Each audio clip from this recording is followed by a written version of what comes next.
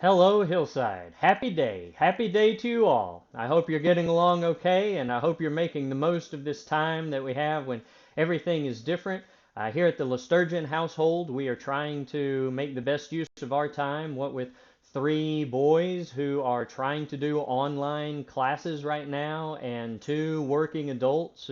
And so we're having to manage our Wi-Fi time. We're practicing some things that you got to do to get along and to work from home, like keeping a schedule, like making sure that you know what you're going to do today and you're managing all of your laptop resources well and the Wi-Fi time and that sort of thing. Things like actually getting dressed. You can sit at home in your pajamas if you want to, but you won't feel like working, right? So I get dressed like I'm going to the office so that I keep the right sort of mindset. The boys get dressed like they're going to school so that they can have the right kind of mindset. Um, and so keeping a schedule, having the right kind of mindset, but also just being flexible and understanding that this is not normal. And so not being so hard on yourself when you don't quite get everything done perfectly. And as I was thinking about all of those ways that we have to get along as a family, as a social unit, my mind turned to the church family and the ways we're having to do things differently. We're trying to keep some things of normal, online devotions, Sunday morning videos to help with home worship. But we also know that it's not normal. It's not the way that we're supposed to be. We're supposed to be people who gather together. And there are a lot of words in the Bible that refer to the people of God that help us to understand this basic fact. I've got a low-tech way of demonstrating those here. You've got the Hebrew word kahal. You've got the Hebrew word heidah.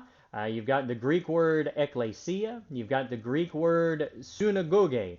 All of these words have some relationship to the idea of an assembly, a congregation, people who have been called out, people who have been gathered together for the purposes of God. And that's what a church is. The church is the people who have been called out and gathered together. Let me be clear. There is no such thing as an online church. Oh, a church can get online, they can do things online, but virtual church is no such thing. Virtual means not real. And in order to be a real church, you have to gather together. And so right now we're suffering. We're suffering in exile. It's a real hurt. It's a real hurt for the church not to be gathered together. But I want to give you an encouragement for the hurt that you're feeling. If you said, I don't even know what day it is because I haven't been to church this week. If you say, I'm so alone because I miss just hearing the voices of my friends. I miss the hugs and the encouragement of when the people of God are gathered together. If you've said any of those things or feeling the hurt of being separated, I want to give you this encouragement. Sunday is coming. Easter is coming. The resurrection is coming. Oh, I don't mean that we're going to be able to gather together in the church building this coming Sunday. That's still not possible for us. We're still having to stay home and help our neighbors, help our brothers and sisters by stopping the spread and not getting one another sick and not taking those chances. But in the midst of this pain, I can remind you that when we were socially isolated from God, He loved us enough to send His Son, to live a perfect life and die a perfect death, and be raised on the third day in order to give us the promise and the hope of a future with Him.